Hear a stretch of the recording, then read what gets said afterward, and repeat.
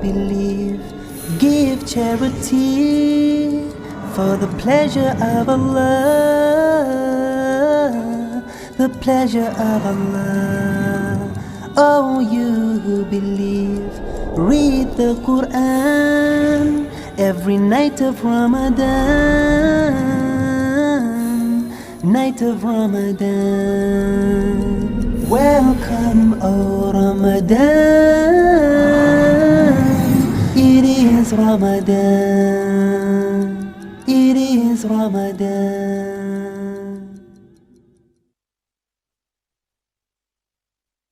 Dear brothers and sisters in Islam and humanity, Assalamu alaikum wa rahmatullahi wa barakatuh. May the peace, mercy and blessings of Allah be on all of you. I'm your host, Yusuf Chambers, and I welcome you to this series of programs entitled Ramadhaan, a Date with Dr. Zakir. Today, we will be covering the topic Ramadan, an introduction. Dr. Zakir, Assalamu alaikum wa rahmatullahi wa barakatuh. Wa alaikum assalam wa rahmatullahi wa barakatuh. Dr. Zakir, no introduction to such a topic would be complete without you defining the terms. So could you firstly define the term Ramadan? Alhamdulillah, wassalatu wassalam ala rasulillah wa ala ali wa sahbihi ajmain. The word Ramadan is derived from the Arabic word Ramida or Ar-Ramad, which means intense scorching heat and dryness. It's also derived from the Arabic word Ramda, which means sun-baked sand. In Islamic terminology, the word Ramadan, it signifies the intense heat in the stomach due to thirst. When a Muslim fasts, the thirst that is there, it produces heat in the stomach, which is defined as Ramadan. Again, Ramadan, it has another meaning. It means that the good deeds, they scorch the sins and the evil of a Muslim. So Ramadan is a month in which the sins are scorched away by the good deeds, like how a sun scorches the ground in the same way. And heat, normally, it helps in forming, molding, or reshaping virtually every matter. In the same way, Ramadan helps in molding, shaping, and reforming the spiritual and the moral aspects of the human being. That is the reason we term this word as Ramadan. Second definition of terms, if you like, is Sawm or fast, as it's sometimes or mostly it's translated in English. Could you shed some light on what are the implications of the term fast or Sawm? Sawm is Arabic word, which is singular. Siyam is plural. Sawm or Siyam in Arabic is derived from the word sama, which means to abstain or to restrain from the normal things, whether it be eating, drinking, or talking. And a person who observes Sawm or abstains from these things is called as a Sa'im. And this word is used in the Quran in Surah Maryam, chapter number 19, verse number 26, when the angel speaks to Mary, may Allah be pleased with her, who is the mother of Jesus Christ, peace be upon him, and this word is used. And if you read this word, it says that I have vowed to fast to Allah. But here, the meaning of the word Sawm, fast, doesn't mean refraining from eating or drinking. It means refraining from speaking. Because when we go to the context, when we read one verse before in the Quran, Surah Maryam, chapter number 19, verse number 25, it says that Allah subhanahu wa ta'ala says to Mary, may Allah be pleased with her, that shake the palm tree towards yourself and the ripe dates will fall. And the next verse, Surah Maryam chapter 19, verse 26 says, eat and drink from them. And then it says that when you meet any human being, tell them, I have vowed to fast for Allah and I will not speak to any human being. So because here it says about speaking, the word Sawm used here means that to abstain from speaking.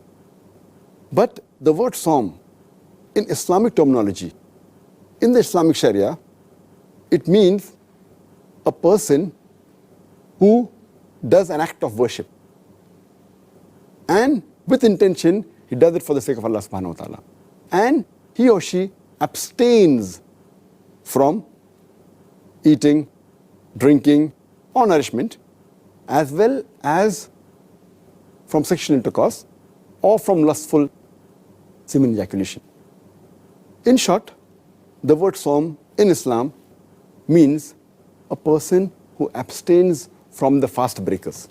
And the fast breakers, the things that break the fast, are food, whether taken by mouth or by nose, or drink, any kind of drink, whether it be water, milk, fruit juice, any drink taken from mouth or nose, or any nourishment for the body taken from any source, as well as abstaining from a sexual intercourse.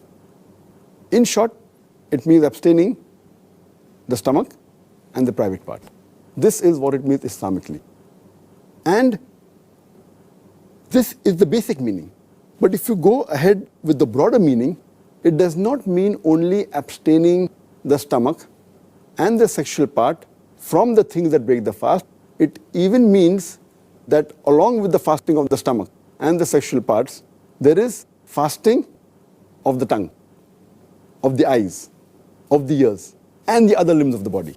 That is the reason when we use the word Sawm, our beloved Prophet Muhammad said, it's mentioned in Sahih Bukhari, volume number 3, in the book of fasting, hadith number 1903, our beloved Prophet said that a person who does not abstain, does not leave false action and false speech, obscenity, etc., Allah does not require of him to abstain from food and drink.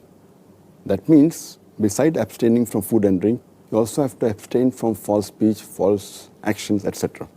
And this message is further repeated by beloved Prophet Muhammad. Our beloved Prophet Muhammad said in the Sahih Hadith of Sahih Targhib, volume number 1, Hadith number 1068, our beloved Prophet said that a person, while fasting, when he abstains from food and drink, he should also abstain from false speech, from obscene language. And if a person gets angry, and if he argues with him or fights with him, he should say, I am fasting, I am fasting. So if we look at it, when a person fasts, there are basically 3 things that he should abstain from. Number 1 is the stomach and the private parts. They should abstain from things that break the fast, that is food, drink, and sexual act. The second is that the other parts of the body, the tongue, the eyes, the ears, the limbs, even they should fast.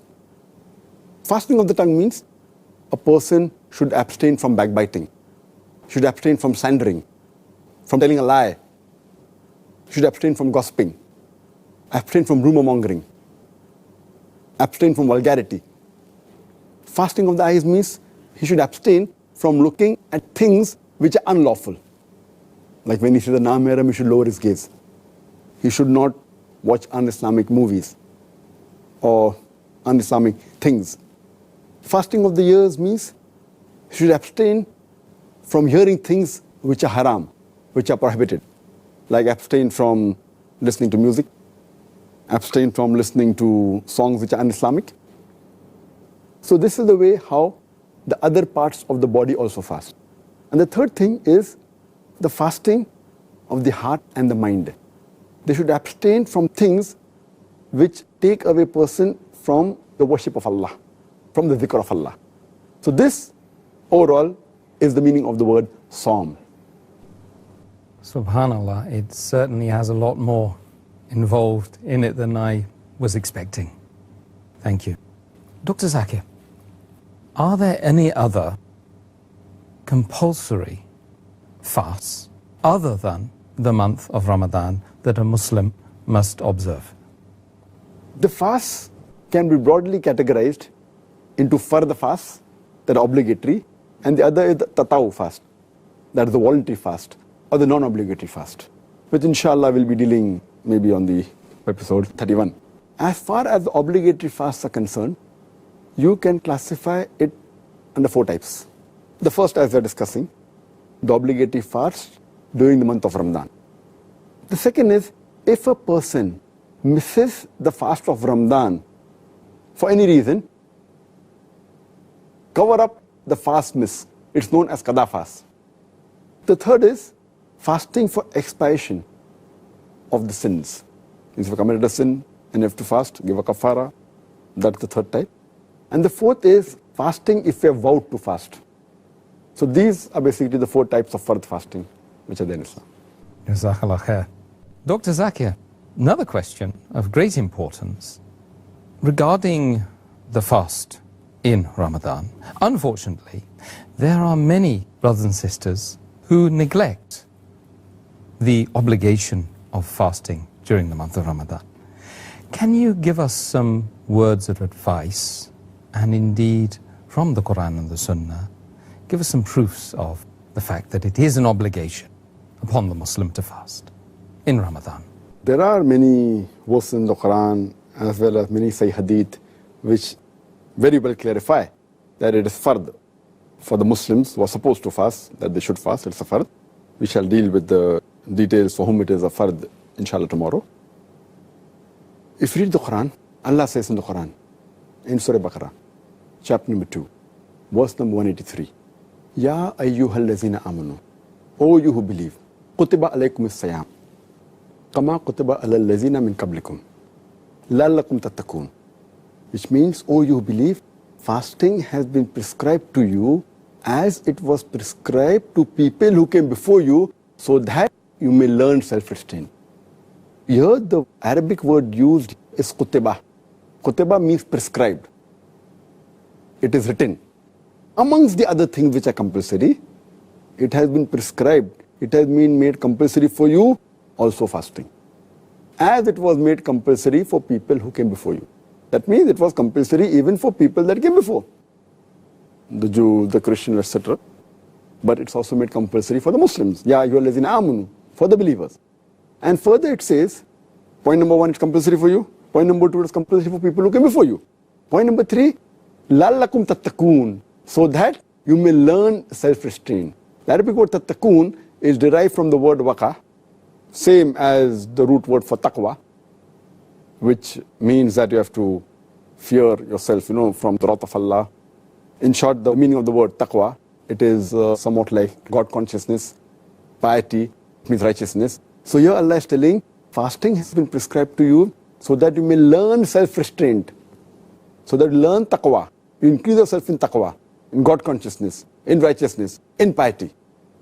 And when a person fasts, what happens? That he feels hungry.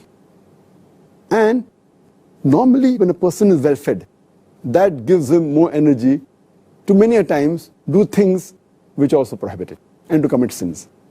The moment you fast, your action towards things which are prohibited goes down and the barometer of taqwa goes high. That is the reason fasting helps you to improve your self-restraint and increase the taqwa level.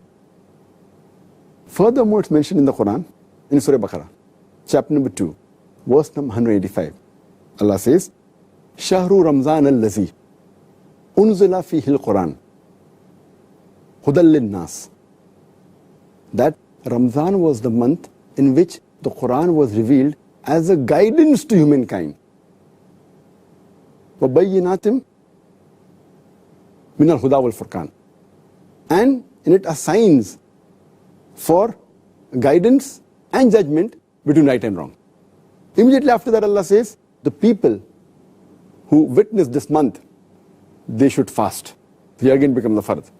For the Muslims, that if you are in this month of Ramadan, you should fast. And it gives exceptions that if you are ill or if you are traveling, then the period can be made later on, etc., etc. But here this verse says, it is compulsory for every Muslim to fast in the month of Ramadan. And the exceptions are there.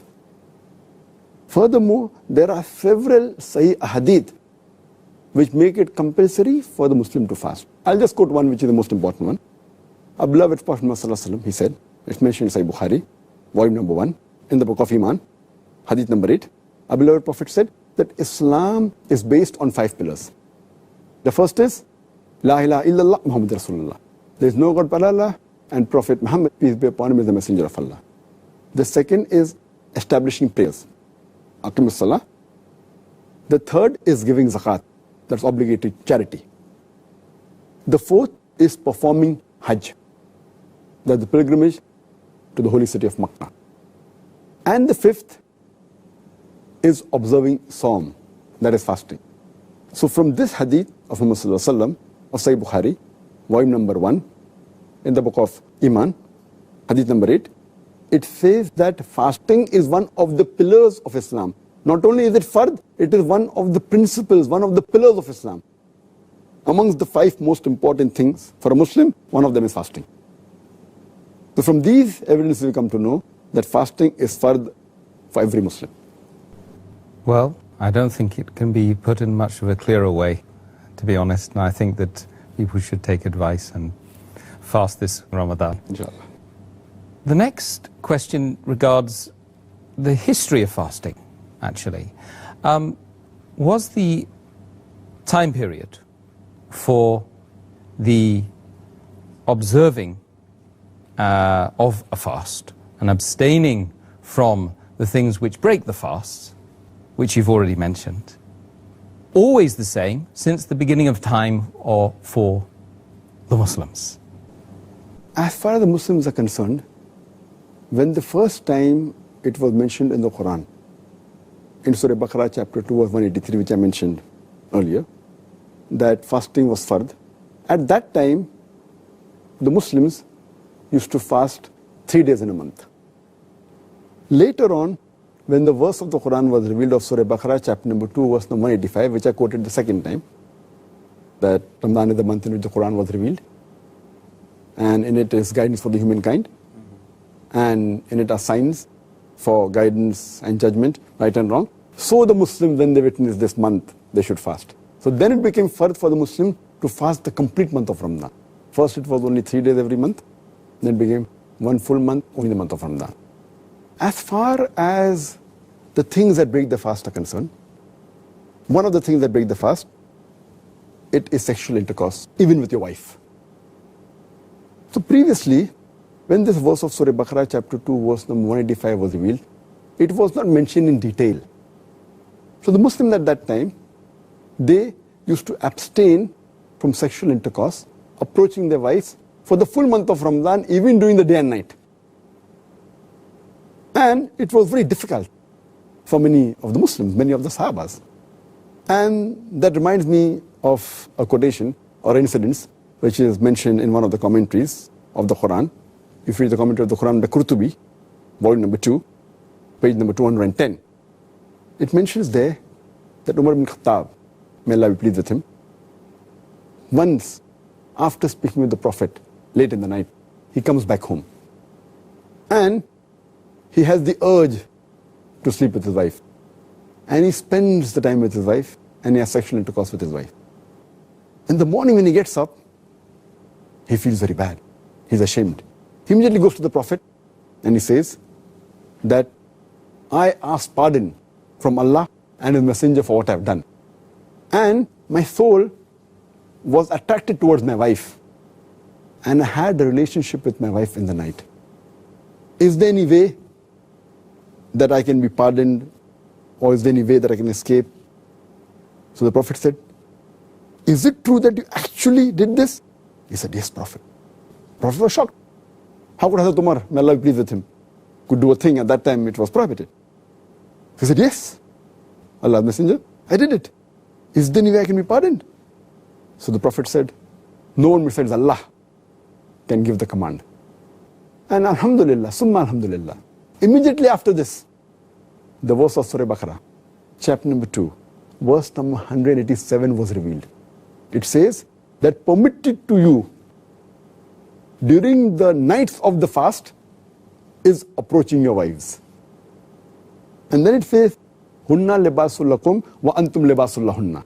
That they are your garments and you are their garments. That means your wives are your garments and you are the garments of your wife.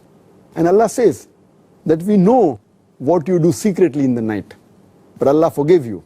And from now onwards, you can approach your wives during the nights of the fast. and you can eat and drink till the white thread of dawn is differentiated from the black thread. So when this verse was revealed later on, Surah Baqarah chapter 2 verse number 87, then the rules were a bit more relaxed. That they could have sexual relationship with their wife during the nights, but during the day they have to abstain. Furthermore, as far as eating was concerned, previously, before Surah Baqarah chapter 2 verse number 187 was revealed, the Muslims could eat and drink after the sun sets. But the moment they sleep, after that they can't eat. Then they can eat only the next day after sunsets. So there's the incident of one of the Sahabas, Qais, may Allah be pleased with him. He worked very hard and he was fasting. And when it was time to break the fast, he comes home and he tells his wife that, I want to have some food. So wife says that there's no food in the house, I'll just get it from outside. And she goes out to get food. Now because he was tired, working the full day, by the time the wife comes back, he goes to sleep. When the wife comes back to the house, she sees the husband has gone to sleep. So now she says, finish. Once he's gone to sleep, he can't eat. So that night, he could not eat. The next day, he had to fast. And by evening the next day, he faints. And the people go to the Prophet, that this is what happened. Because once you sleep, you can't eat. Later on, this verse was which I said earlier. Surah Baqarah chapter 2 verse number 87, which says, besides approaching your wives at night, you can eat and drink till the white thread of dawn is differentiated from the black thread. So then the rules that we follow today, that fasting means that you have to abstain from food and drink and nourishment, as well as from sexual intercourse, right from dawn unto sunset. And having the intention that we have to please Allah subhanahu wa ta'ala. It's an act of worship. So this is the history, how we finally got this. That's very interesting, and I think we've got it easy as compared to Sahaba, alhamdulillah.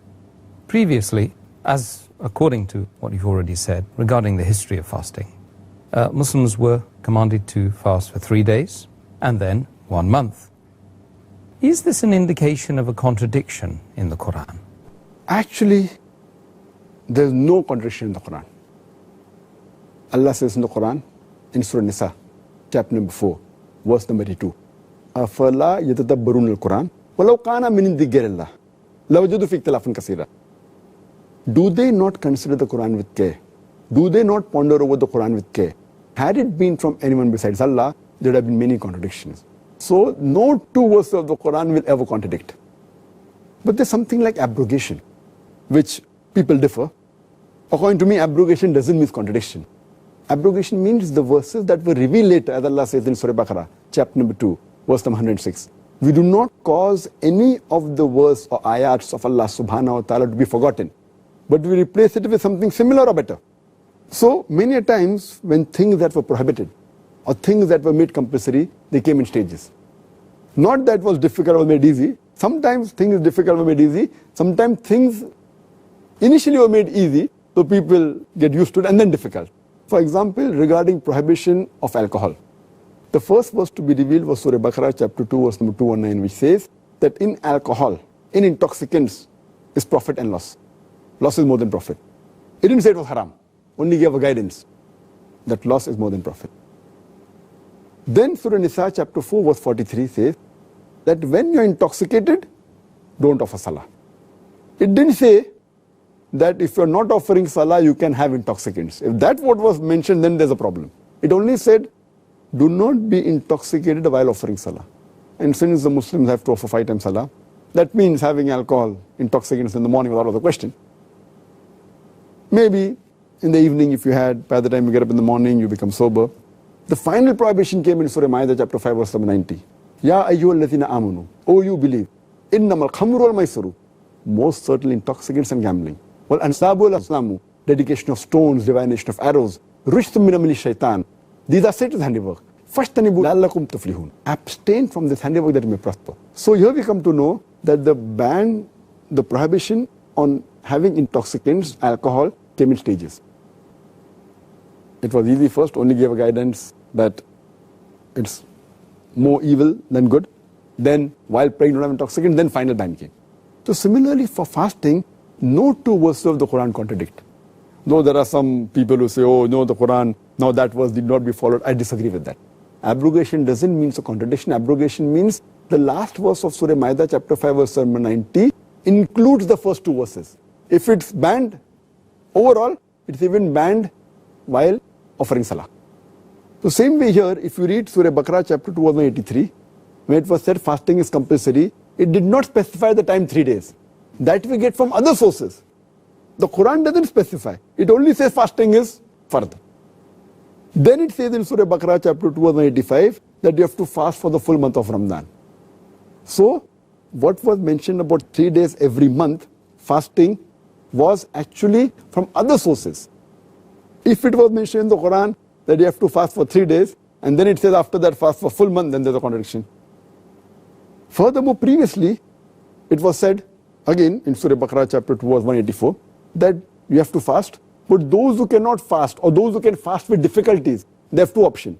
Either fast or feed a person who's poor, who's indigent. So that time it was not fard. If it's difficult for you to fast, yet you can fast, or you can feed a poor person, but fasting is better, but not fard. Now this was for general. But afterwards when the verse of Surah Baqarah chapter 2 verse 185 was revealed, then it became fard for everyone. Now this verse refers to those people who are ill, terminally ill, or they're very elderly people. That means mentally they are fine, but physically they cannot fast in their life. So if you're ill, terminally ill means ill for a long period and your health may not get fine.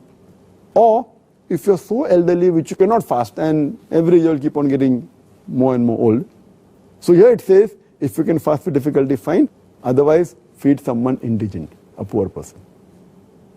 Similarly, as far as having sexual intercourse, previously the rule was you should not have sexual intercourse in the full month of Ramadan, whether day or night.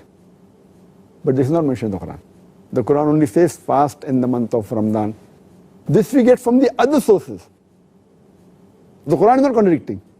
It is actually first fasting 3 days was in fact easier. Then fast, if it's difficult, if you don't want to fast, don't fast. Feed a poor person. So it was easier initially. Then later on it became difficult. As far as the approaching a wife, initially it was difficult. That you cannot approach the full month. And then Allah made it easy. So no two verses of the Quran contradict. But because the Quran was revealed in a span of 22.5 years, so many things that were prohibited came one shot immediately, or it came in stages. Many things which were fard came immediately or came in stages. So fasting, because initially it was difficult for the people, it came in stages. But alhamdulillah, with all these things, no two verses of the Quran ever contradict, alhamdulillah. Alhamdulillah. It seems as though this is an indication of Allah's mercy that He's given mankind so many opportunities to implement His wonderful way. Alhamdulillah.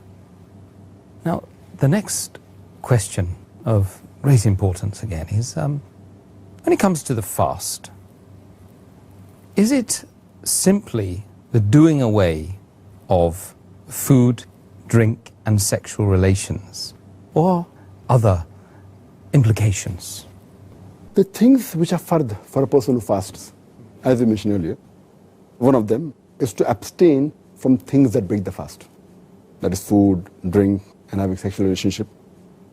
But besides this, one another important factor is the intention, is the niyyah.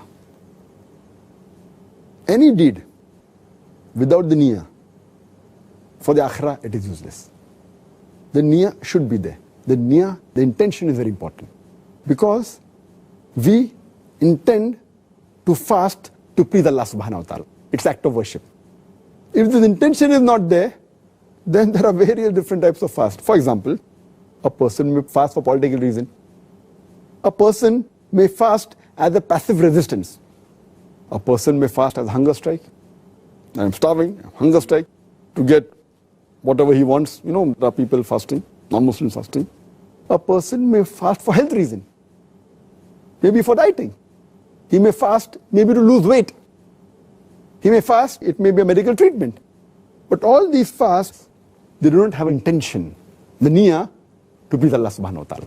So that's the reason in the Islamic Sharia, when we abstain from things that break the fast, it should be accompanied by the niyyah. Without the niyyah, the fast is useless. It's very important. Niyyah is compulsory for every act of worship, including fasting. And our beloved Prophet Muhammad said, it's mentioned in Sahih Muslim, volume number 2, in the book of Zakat, chapter number 370, hadith number 2198. Our beloved Prophet said that when you have intention to approach your wife, to have a relationship with your wife, the moment you have intention, even that becomes charity. The Sahabas asked, having relationship with your wife is also charity. How come, O beloved Prophet? The Prophet said that if you have sexual relationship with people who are not your wives, if it's unlawful, isn't it a sin? They said, Ya Rasulullah, yes, it is a sin. So that is, if you have sexual relationship with the person you're supposed to have, that is your wife, with the niyyah, that's an act of charity. That means niyyah is very important. The moment you have niyyah, then you get thawab for that. And Allah says in the Quran, in Surah Bayyana, chapter number 98, verse number 5, it's mentioned, and He commanded that you worship Him alone and in sincere devotion, true in faith. Here the word used is liya'budu, which means to worship, but actually abudu, it means to humble. But the word liya'budu in Arabic is normally used for worship. It actually means to humble. The other Arabic word used is mukhlisun, which means to serve with piety and with dedication. So here we should serve only for Allah, and the worship should be to Him alone. That should be a niyyah. That is the main intention. And Allah says in the Quran, in Surah Baqarah, chapter number 2, verse number 29, that we have created for you everything on this earth. When Allah has created everything in this earth for us, not 1/10, not 1/5, not 1/4, not half, but everything for the human beings in this earth. So but natural, our servitude should only be to Him and no one else. If while worshipping Him, we worship somebody else, then it is useless. We have to only worship Him and no one else. We can't say that I am praying 2 rakat for Allah and 2 rakat for somebody else. We can't say that I am sacrificing 1 goat for Allah and the 2nd goat for a king or a ruler. All our worship should be to Him alone and no one else. And that reminds me of hadith. The first hadith in Sahih Bukhari, where Umar may Allah be pleased with him, he says that the beloved Prophet Muhammad said, Innamal amala bin niyyah. Your deeds are based on your intention. Your action are judged by intention. And anyone who has migrated with the intention for Allah and His Rasul, he has migrated for Allah and His Rasul. But if someone has migrated for the wealth in this world or for marriage, he has migrated for the wealth and marriage. The intention is important. Why did you do it? Why did you migrate? Why did jihad? So intention is very important for any act of worship, including Saum, that is fasting. Thank you very much.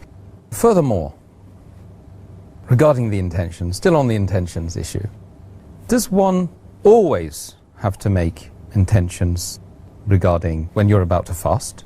And secondly, the timing of the intentions. Can you just say something a little bit about that? As far as intention is concerned, as I mentioned earlier, that intention is a fard. And our beloved Prophet Muhammad said, it's mentioned in Sunan Nisai, book of fasting, hadith number 2331, our beloved Prophet said, a person fast not accepted if he does not make intention in the previous night. That means for all the fard fasting, compulsory fasting, making intention the previous night is compulsory. It can be any part of the previous night. It can even be till as late as just before the Fajr time. Any time of the night you can make intention. A person can make an intention in the beginning of Ramadan and it can be valid for the full month of Ramadan. Unless he breaks it if he's sick or if he's traveling, then he has to again make an intention. But one intention is also sufficient. And many people think, they have a misconception, that verbally saying it aloud is a must, which is not a requirement. I don't have to say verbally that I intend to fast, because my intention is a niyyah from the heart.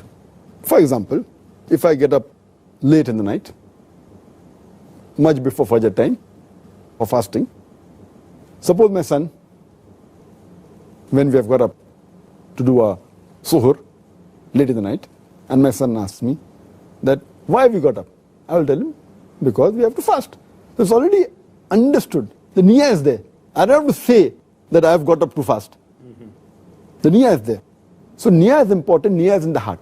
You don't have to say it with your tongue. That's what most of the people think. And I don't know of any hadith which says that the Prophet or the Sahaba ever said loudly that I intend to fast. Intention is in the heart. And one intention is sufficient for the full month of Ramadan, unless, as I said, it's broken. But this is only for the fard fast. For a voluntary fast which is not a fard fast, intention is not a fard, because there's a hadith, again, mentioned in Sunan Nisai, in the book of fasting, hadith number 2323. One is the Prophet, he tells his wife that, I want food to eat. And the wife said that there's no food to eat. So he said, okay, I'm fasting. That means his intention was not there before, in the previous night. He made it on the spot. He abstained from before dawn, but his intention was afterwards, in the morning. So for the voluntary fast, it's not compulsory to be made early the previous night, except if it's a very important voluntary fast like the Ashura, the 10th of Muharram, Ashura, or it can be the day of Arafat. It's preferable to make intention before, because that's a very important fast. For all the other voluntary fast, it's not compulsory to be made before previous night. For the niyyah, there are other three things which are very important. One thing, if it's by force, and if something is broken, then it can be forgiven, or by error, or by forgetfulness. As Allah says in the Quran, in Surah Nahl, chapter number 16, verse number 106, that after a person has believed, then if he does something of unbelief, does something of kufr, except by force, that means if he does by force, even kufr or shirk, Allah will forgive. So if someone forces a person to break the fast, his niyyah wasn't there, he can be forgiven. And Allah says in Surah Baqarah chapter number 2, verse number 286, that, O Lord, please do not catch us. Please do not hold us responsible when we err, when we make a mistake, or when we forget. So if a person in his forgetfulness breaks his fast like has water, Allah will forgive him. Or if because of a mistake, Allah will forgive him, which we shall deal later, inshallah. Subhanallah. There's a lot of very important information there regarding intention, which I'm sure is going to be massive benefit to everyone who's listening and watching, indeed. Another thing which has been bothering me for some time is the fact that fasting is one of the pillars of Islam, correct? Now, but is there anything which differentiates the act of worship, fasting, the pillar, from the other four pillars, perhaps? As I mentioned earlier, that there are 5 pillars of Islam, and all of them are important. But the differentiation between Saum, fasting, as compared to other pillars is that the other pillars of Islam, whether it be Salah, whether it be Zakat, whether it be Hajj, it can be done by a person to show to the others, for riyah, to be seen or to be heard. You know, maybe I want to show myself, I'm a very pious person, so I'm offering Salah to show to the people. I'm going for Hajj to make a show of it. Can be possible. Can be possible I give charity so that people will say I'm a charitable person, for sure. But fasting cannot be done for riyah. Cannot be done to show other people. Why? A person can easily fast, and when no one is watching, he can have food, he can have drink. If a person who truly fasts and abstains from things that break the fast, he's doing it only for Allah and no one else. So that's the difference between Saum and the other pillars of Islam. And our beloved Prophet Muhammad said, it's mentioned in Sahih Bukhari, volume number 3, in the book of fasting, hadith number 1904. Our beloved Prophet Muhammad said, Allah says, that all the deeds done by the sons of Adam, they are for themselves only. He does it for himself. But fasting is for me. And I will reward him. And fasting is a shield.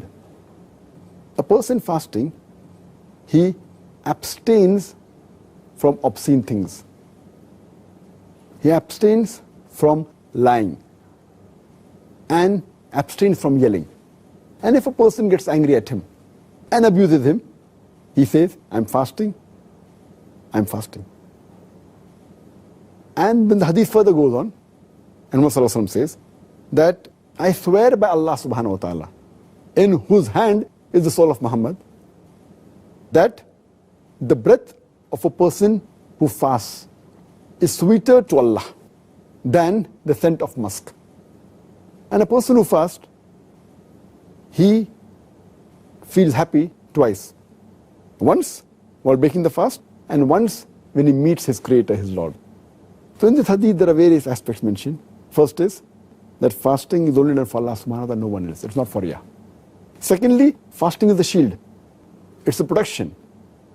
It keeps you away from wrong things, from obscenity, from vulgarity. And if someone is angry, it says that you have to calm him down, say, I'm fasting, I'm fasting.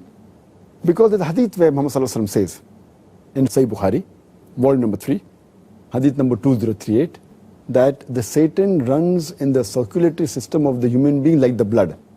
So when we fast, we feel hungry. When we're hungry, the energy level goes down, and the things which are required for doing things away from Allah subhanahu wa ta'ala, so taqwa level goes up. Because when we eat food, it goes into the blood. When we restrict food, the restriction of the pathway of the Satan is there. So that is the reason when we fast, our taqwa level increases. Dr. Zakir, Ramadan is truly a wonderful month, and I've always felt myself that brothers and sisters come together, and there seems to be a wonderful bond in that month between us all. Is there any special message about Ramadan and brotherhood? Our beloved Prophet Muhammad said that the Muslim is one body. All the Muslims, they are one body. And if we analyze and if we look around, all the Muslims, we are different. We are diversified as far as language is concerned, as far as color is concerned, as far as the race is concerned, as far as the country where we come from. We are diversified, different. But we are united under one statement, La ilaha illallah Muhammad Rasulullah. That there is no God worthy of worship except Allah, and Prophet Muhammad, peace be upon him, the messenger of Allah. So based only on this kalma, the Muslims throughout the world are united. And Allah says in the Quran, in Surah Hujurat, chapter number 49, verse number 13, Ya ayyuhan nasu inna khalaqnakum min zakrin wa unsa wa ja'alnakum shu'uban wa qaba'ila lita'arafu. Inna akramakum indallahi atqakum innallaha alimun kabir.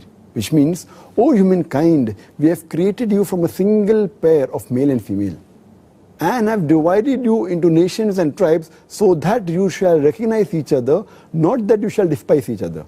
And the most honored in the sight of Allah subhanahu wa ta'ala is the person who has taqwa. The criteria for judgment in the sight of Allah subhanahu wa ta'ala is not caste, is not color, is not race, is not sex, is not wealth. It is taqwa. It is God consciousness. It is piety. And this month of Ramadan, Allah says in Surah Baqarah chapter 2 verse 183, لَعَلَّكُمْ تَتَّقُونَ, so that you may learn self-restraint, so that your taqwa may increase. So more your taqwa increases, all the Muslims in the world, they are united. Because we are like one brotherhood. Caste, color, creed cannot differentiate us. We are one. And in the month of Ramadan, taqwa increases and the brotherhood increases. And the best example of brotherhood was even at the time of the Prophet. The Sahabas came from different countries, different colors, different races. We have the example of Abu Bakr, may Allah be pleased with him.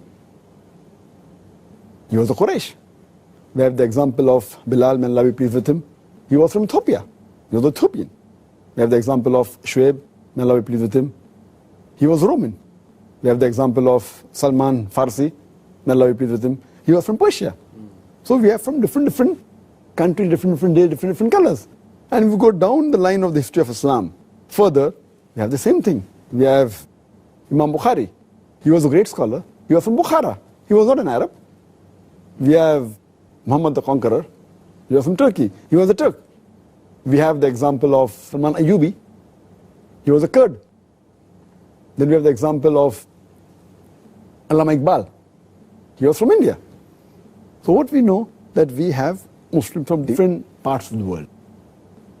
And this brotherhood we learn more in the month of Ramadan because the taqwa level increases in Ramadan. And our beloved Prophet Muhammad said, it's hadith of Bukhari, volume number 1, hadith number 468. Our beloved Prophet Muhammad said that one faithful believer, one Muslim to another Muslim is like a brick of a wall, and he clasped his hand like that. And the beloved Prophet also said, it's hadith of Sahih Muslim, volume number 4, hadith number 6219, that the beloved Prophet said, one Muslim should never oppress the other Muslim. He should not fail him. He should not lie to him. He should always be truthful. And one Muslim cannot go against another Muslim. So that is the brotherhood which our beloved Prophet taught us. And the best we learn is in this month of Ramadan. Jazakallah khair, Dr. Zakir Naik, for this enthralling and very, very interesting set of answers you've given us today on an introduction to Ramadan. Brothers and sisters, I hope that you have derived as much benefit as I have myself from the answers that Dr. Zakir Naik has given us. Jazakallah khair for Dr. Zakir Naik giving those answers. Alhamdulillah. To brothers and sisters, join us again the same time tomorrow when we will be discussing when is fasting obligatory and exempted. Assalamu alaikum wa rahmatullahi wa barakatuh. حافظين ذاكرين قانتين